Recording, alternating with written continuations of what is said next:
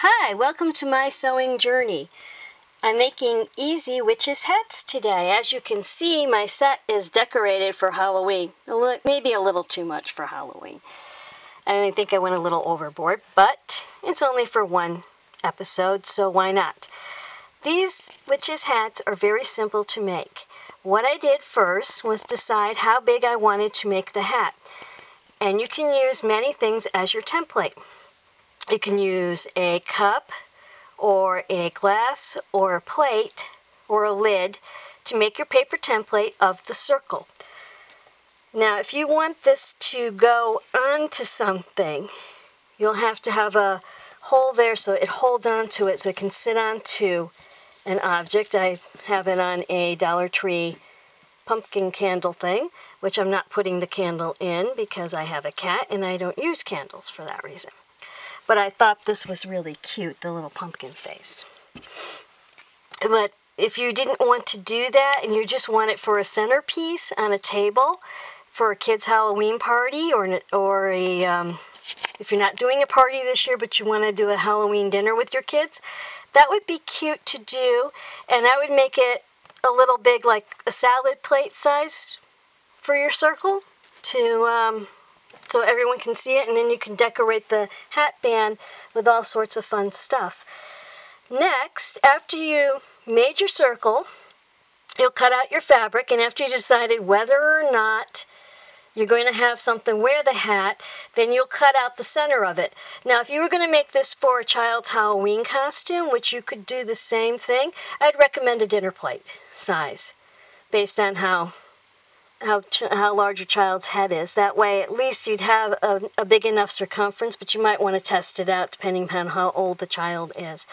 If it's for yourself, you might want to take a piece of paper and put it on top of your head and kind of like push it down to get like a little indentation on your paper so that you can trace that out and make the template so it fits your head based on that. So that would be the inside circle that goes against your head. So then you'd want to add a few inches more to your pattern for the outside brim of the hat if you were going to make this for yourself to wear.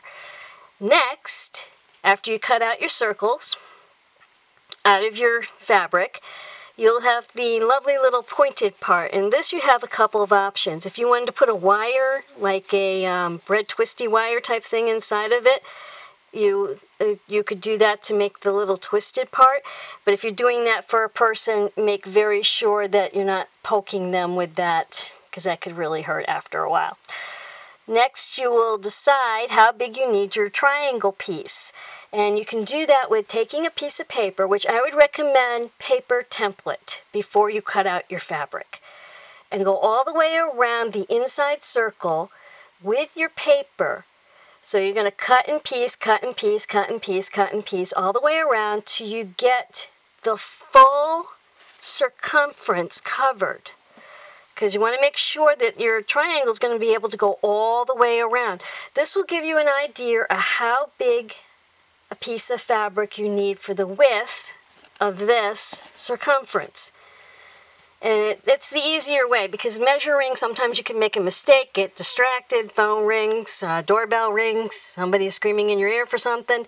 You can get distracted, so that's why I always say paper templates. And then you'll decide how large you want your point to be. You could have it be a little smaller or larger if you want a really tall point. And you'll add that measurement onto your paper template to decide.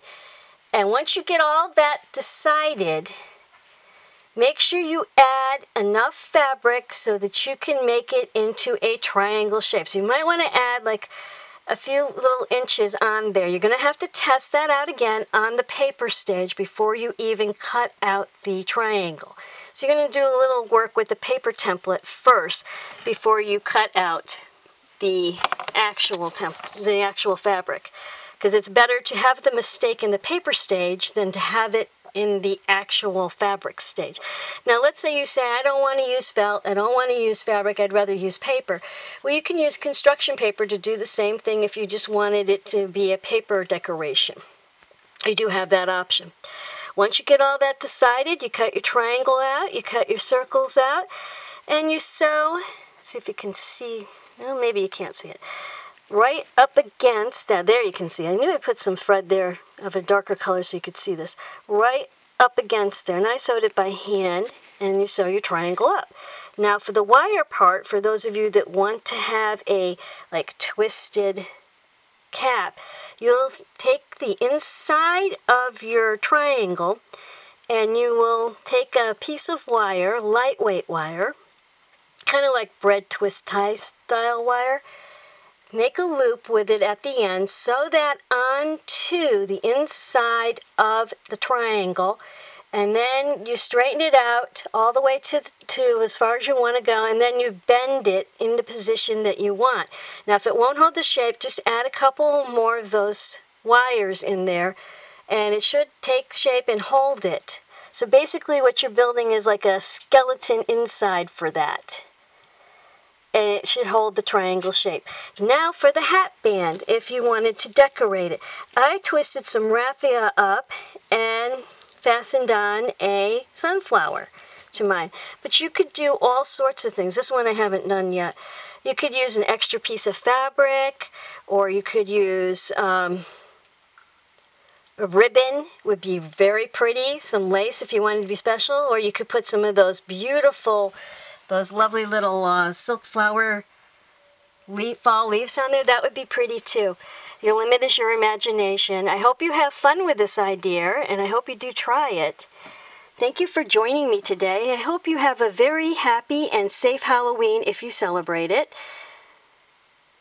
Thank you for viewing, thank you for subscribing, and happy sewing.